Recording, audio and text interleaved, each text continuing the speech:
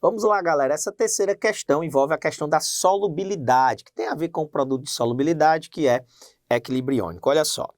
Devido ao seu alto teor de sais, a água do mar é imprópria para o consumo humano e para a maioria dos usos da água doce.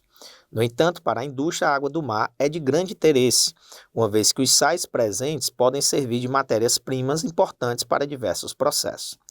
Nesse contexto, devido à sua simplicidade e ao seu baixo potencial de impacto ambiental, o método da precipitação fracionada tem sido utilizado para a obtenção dos sais presentes na água do mar. Está aí o enunciado, aí você tem um suporte importante aí, que é essa tabela, em que você traz aí, né, os sais, as suas fórmulas e as suas solubilidades, tá? Suponha, agora vamos para o comando da questão. Suponha que uma indústria objetiva separar determinados sais de uma amostra de água do mar a 25 graus Celsius por meio da precipitação fracionada. Se essa amostra contiver somente os sais destacados na tabela, a seguinte ordem de precipitação será verificada. Qual é a ideia? Quanto maior a solubilidade, o sal vai demorar mais para precipitar, ele vai precipitar mais no final. Quanto menor a solubilidade, ele precipita primeiro, porque como é essa precipitação fracionada?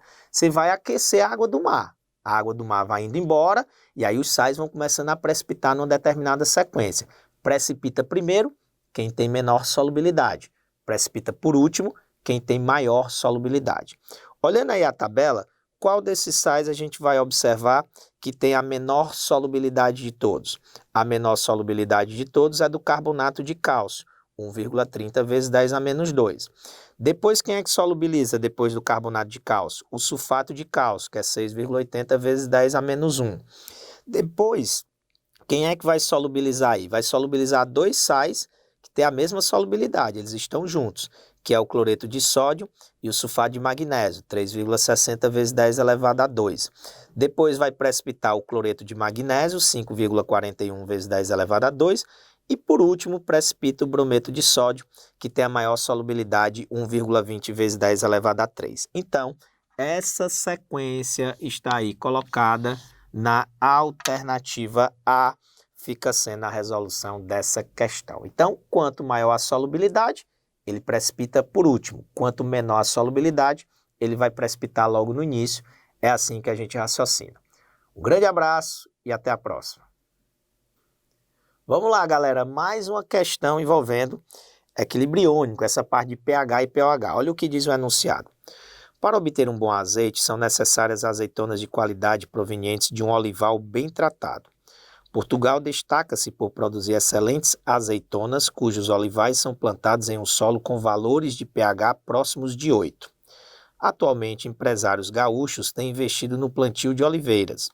No Rio Grande do Sul, onde o pH do solo varia entre 4 a 5, estudos indicaram a necessidade de elevar o pH do solo a no mínimo 6,5, a fim de viabilizar o plantio das oliveiras com boa produtividade. Sobre esses dados, são feitas as seguintes afirmações. Primeiro, a concentração de OH- em um solo português com pH 8 é na ordem de 10 elevado a menos 6 mol vezes litro a menos 1. Ó, a ideia que você tem é o seguinte, tá? Se eu tenho um valor de pH, por exemplo, igual a 3, a concentração de H+, vai ser igual a 10 a menos 3 mols por litro. Ou seja, em outras palavras, né, resumindo isso aqui, a concentração de H+, ela é sempre igual a 10 elevado a menos o pH. Assim como a concentração de OH- vai ser igual a 10 elevado a menos o pOH. Isso aqui a gente está analisando a primeira afirmativa, tá? Bom, o que é que acontece? Ele está dizendo aí que o pH é 8. A gente sabe que o pH mais o pOH tem que dar 14. Então, se o pH é 8, o pOH vai ser 14 menos 8, que vai dar igual a 6. Se o pOH é igual a 6, então a concentração de OH- vai ser igual a 10 elevado a menos 6 mol por litro, ou mol vezes litro a menos 1, tá?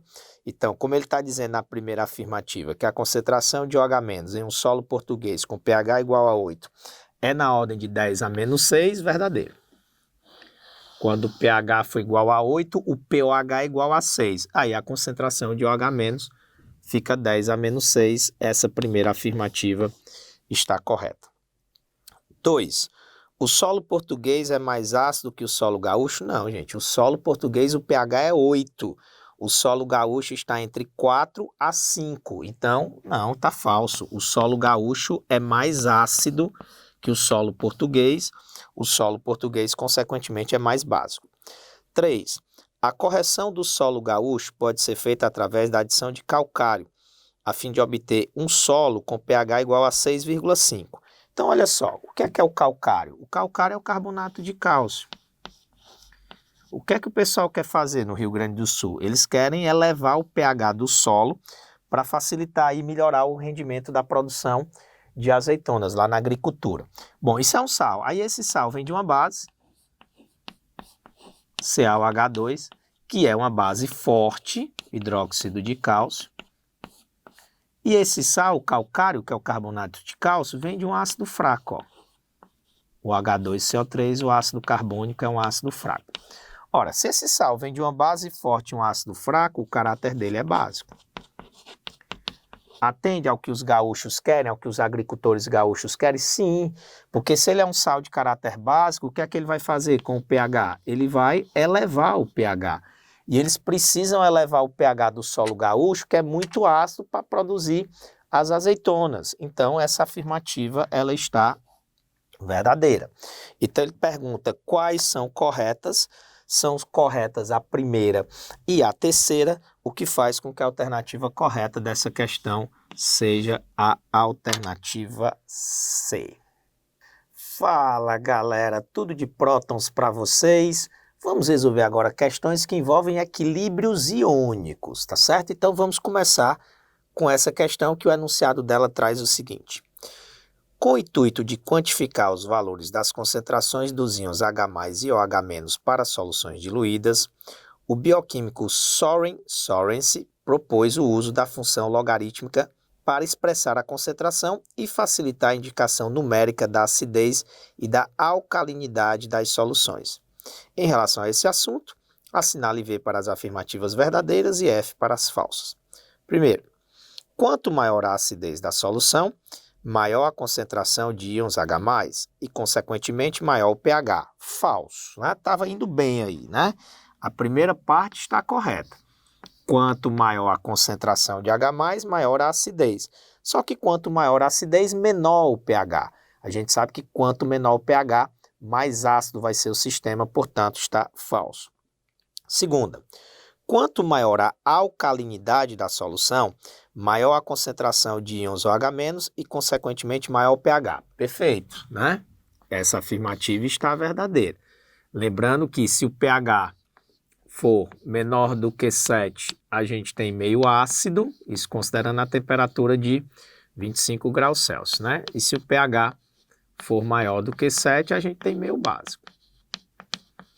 E se o pH for igual a 7, meio neutro. É a escala de pH. 3. Em soluções ácidas, a concentração de íons H+ é maior do que 10 a menos 7. Sim, verdadeiro. Por quê? Porque se a concentração de H+ for maior do que 10 a menos 7, o pH vai ser menor do que 7. Lembrando que o pH é menos o logaritmo decimal da concentração de H+. Então, só um exemplo para mostrar como esse item é verdadeiro. Vamos admitir que a concentração de H+ seja igual a 10 a menos 3 mols por litro. Então, ó, se é 10 a menos 3, é maior do que 10 a menos 7. Como é que vai ser o pH? O pH vai ser menos o logaritmo decimal de 10 a menos 3. O pH vai ser igual a 3.